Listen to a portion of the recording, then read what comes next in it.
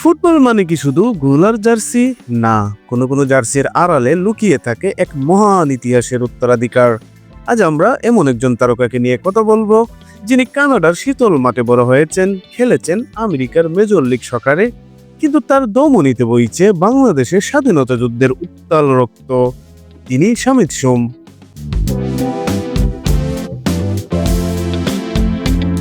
শামিদ সোম জন্মসূত্রে কানাডীয়। খেলোয়াড়ি জীবনে মিডফিল্ডার হিসেবে পরিচিত তার অসাধারণ পাসিং এবং গেমে নিয়ন্ত্রণ আনার জন্য। কানাডার বিভিন্ন বয়সভিত্তিক দল থেকে শুরু করে MLS এর মতো এলিট লিগে খেলা এই ফুটবলার একসময় বেছে নিলেন তার নিজ শিকড়কে।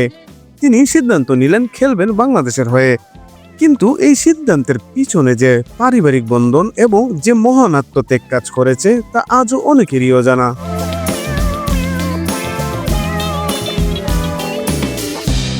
শামিদ সোমের এই প্রত্যাবর্তনের গল্পটি 1971 সালের যুদ্ধের সাথে সম্পর্কিত। তার পরিবারে রয়েছে এক বীর মুক্তিযোদ্ধার উত্তরাধিকার। তিনি হলেন শামিদ সোমের কাকা মোহনলাল সোম। 1971 সালের যুদ্ধে মোহনলাল সোম অস্ত্র হাতে দেশের জন্য যুদ্ধ করেছিলেন। রক্তক্ষয়ী সংগ্রাম শেষে যখন বিজয় এলো, তখন তিনি পেলেন এক স্বাধীন দেশ। আর বহু বছর পর সেই রক্তের উত্তরাধিকারী শামিদ সোম তার ফুটবলের মাধ্যমে দেশকে আন্তর্জাতিক আঙ্গিনায় প্রতিনিধিত্ব করতে এলেন।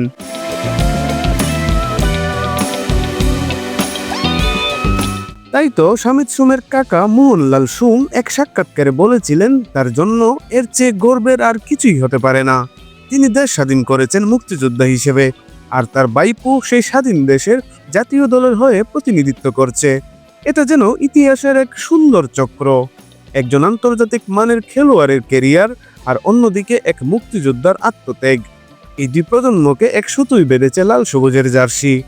যখন শামিদ সোম মাঠে নামেন, তখন তার পায়ের ছোঁয়ায় শুধু ফুটবল নয়, মিশে থাকে লক্ষ শহীদের স্মৃতি আর এক মুক্তিযোদ্ধার স্বপ্ন।